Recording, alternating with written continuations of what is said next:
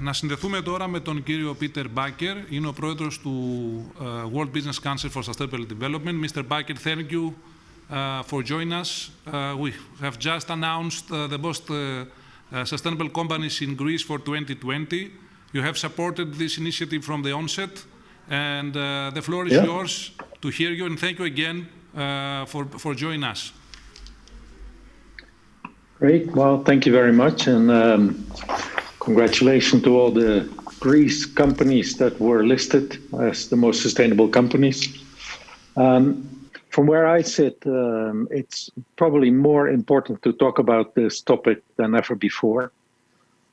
The COVID crisis that has evolved around the world, that has had deep impact, I know, on also the Greek economy, and particularly in the tourism, has made us very clear to all of us that sustainability is becoming more, not less important. You know, we have seen that the interdependence of the nature, the people, and the economy is so clear. And the second thing we have seen is that when a global crisis spins out of control, like in the case of COVID, it comes home to all our houses. It's not a conceptual model of some scientist. It really puts people in lockdown, it puts people out of jobs, it creates economic havoc, it creates health havoc, and it is a human tragedy in many ways. And if you think through what other global crises are behind this, then of course the climate emergency is out there, the loss of nature or biodiversity loss is out there. But what I think has become very clear over the last year is the crisis of inequality. The social crisis has become much clearer than it probably was before. So I think I want to congratulate all of you on the Sustainable Greece 2020 initiatives. I was there, I think it was 6 years ago in Athens, when the initiative got launched. In those days, Greece was really at the center of world news, with everything that was going on economically then.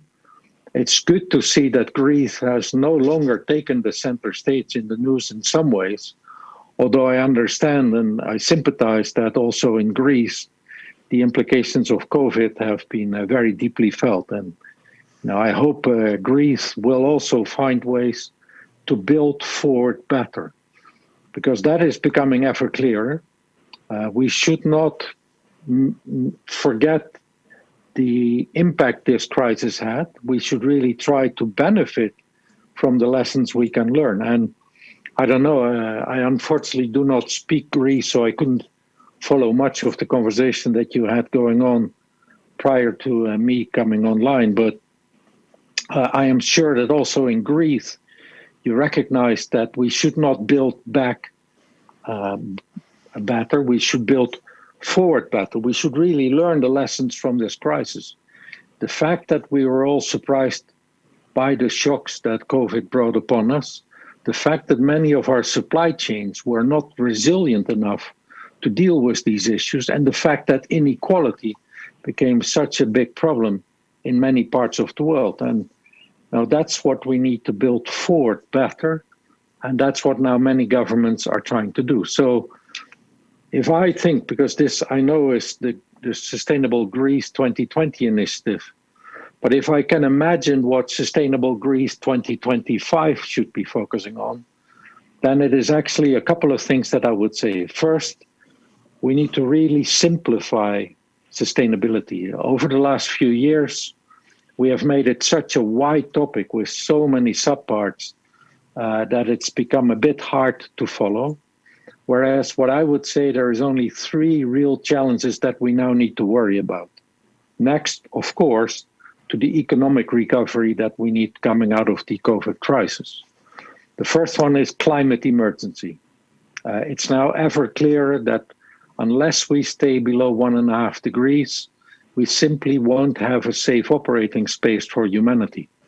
And staying within 1.5 degrees is requiring a very urgent transformation of the energy system that we use, of the transportation system that we use, of the food and agriculture system that we deploy.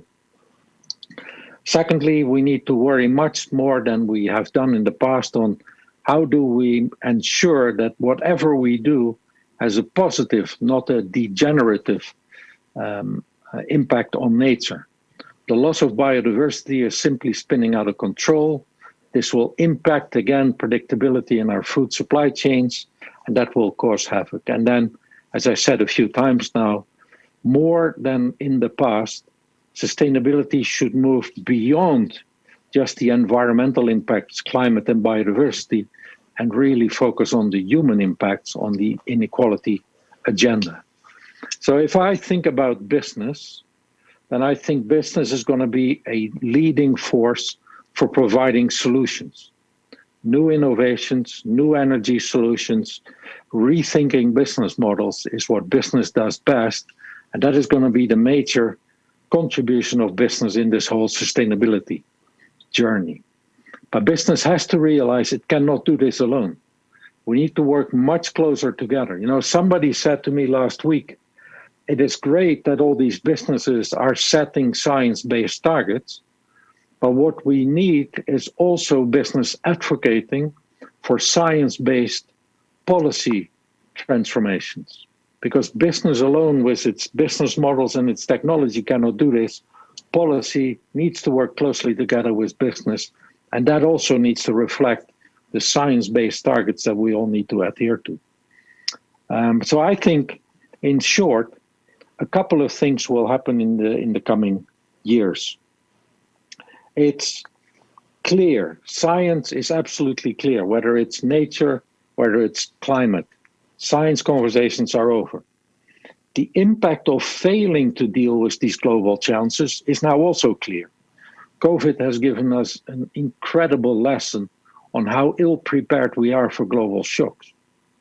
I would argue the solutions that business can deliver are also clear. We know that we need to move to renewable energies. We know that we need to stop using internal combustion engines and move to electric vehicles. We know how to change the food and agriculture system to reduce the impact on nature and climate in that system. So here you are. The science is clear. The failing to deal with crisis is clear. The solutions are clear.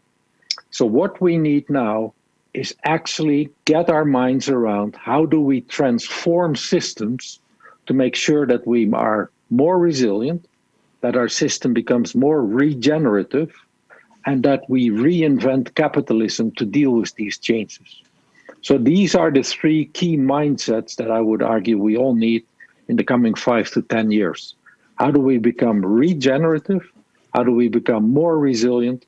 And what can we do in our economic system to make sure that it is not just the financial incentives we are changing, but also the environmental and social aspects of business are incorporated in the way we talk about business performance. So from where I sit, the Greece or Sustainable Greece 2020 initiative has brought many successes. I think there are many more successes to be had in Greece. I think your country is one of the best suited to really drive the revolution of renewable energy. I think more sustainable tourism is another piece of the solution that Greece can bring to the world. And I really compliment you for the many successes that Sustainable Greece 2020 has brought. So I'll leave it to that, and I'll give back to the host. Thank you.